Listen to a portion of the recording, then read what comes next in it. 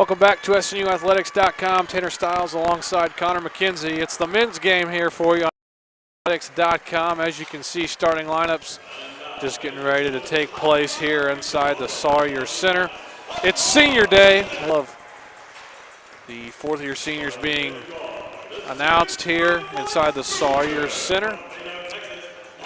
And we'll get right into it. Starting at guard, a 6'1 senior from Plano, Texas, number 3, Deshaun Portley. Starting at the other guard, a 6'1 senior from Dallas, Texas, number 10, LaBradford L.B. Willis. Starting at forward, 6'5 senior from Gulfport, Mississippi, number 21, C.J. White. And starting at the other guard, a 6'5 senior from Finland, number 23, Anton Kenkenpää. And starting at guard, a 6'4 freshman from San Antonio, Texas, number 25, Jonathan Dunn.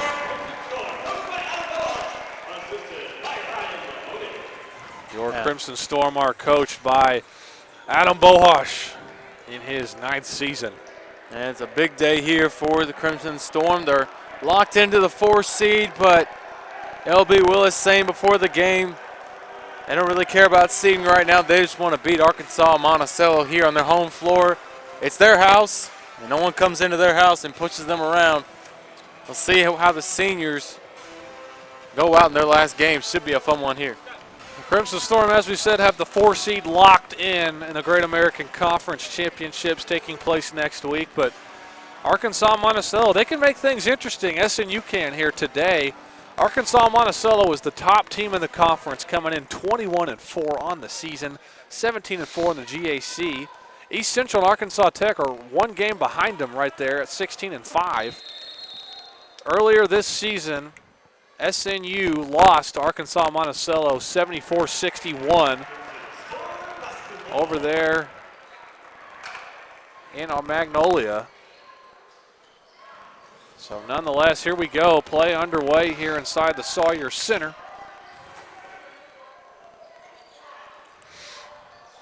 SNU with a big win last Thursday night against Southern Arkansas, and C.J. White backs his way down and gets the first bucket of the game. And it's going to be a battle of the big men down there with Darrellton Hill, is 6'5", 230 junior for the Bull Wheels as they get the bucket to drop. Him against C.J. White should be a fun battle down low of the big man.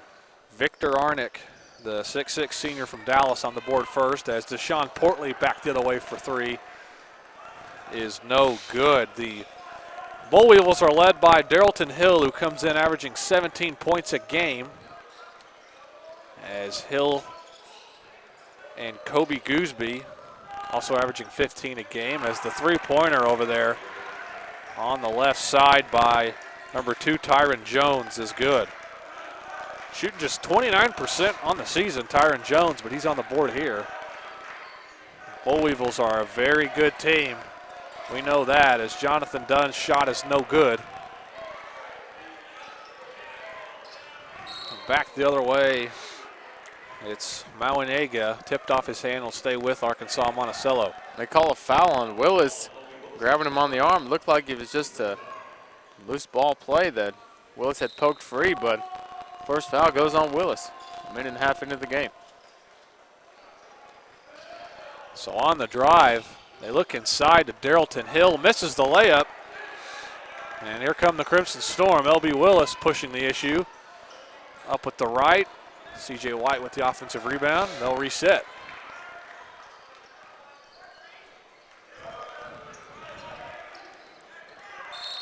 So on the drive there's going to be a foul on Mauinega. Kind of bumping Willis as he was coming around the top of the key, but Mauinega pleading his case that Willis was kind of hooking him as he's trying to get free. One foul on both these point guards to start off the game. So here's Portley. Pulls up on the baseline. It's good. Deshaun Portley on the board for the Crimson Storm. Now he's a player that the Crimson Storm to have success as they've had this season, he's got to get going early, and he hits on the first of his 2 shots. Inside the drive is Victor Arnick, and he's going to be fouled by Anton Kankenpaw. So his first foul is Arnick will go to the free throw line, averaging 11.5 points a game. The senior from Dallas steps to the line as an 80% free throw shooter.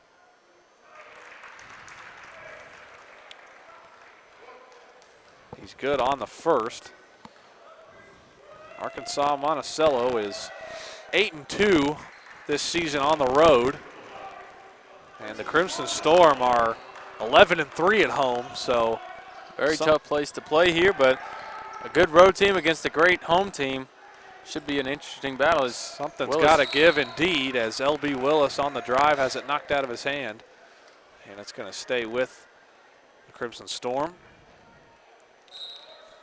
We saw a valiant comeback from the Crimson Storm on Thursday night. They didn't have the best of games, but they fought and battled as Deshaun Portley drives in and is fouled. The Crimson Storm didn't lead the other night, Connor, until I believe it was about 3 minutes left in the game when they took their first lead and they ended up winning by 4. Yeah, correct. It was a very timely Micah Spate 3 from the top of the key with about 2.5 minutes left in the game that just opened the rest of the game up for the Storm to be clicking offensively, and Southern Arkansas just ran out of momentum.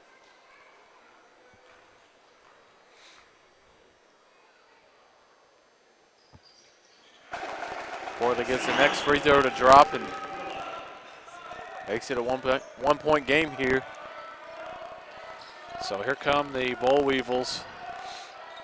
Pull-up jumper from Darrellton Hill is no good, so the Monticello leading scorer. Slow start here for him. Missing his first couple shots. Portley.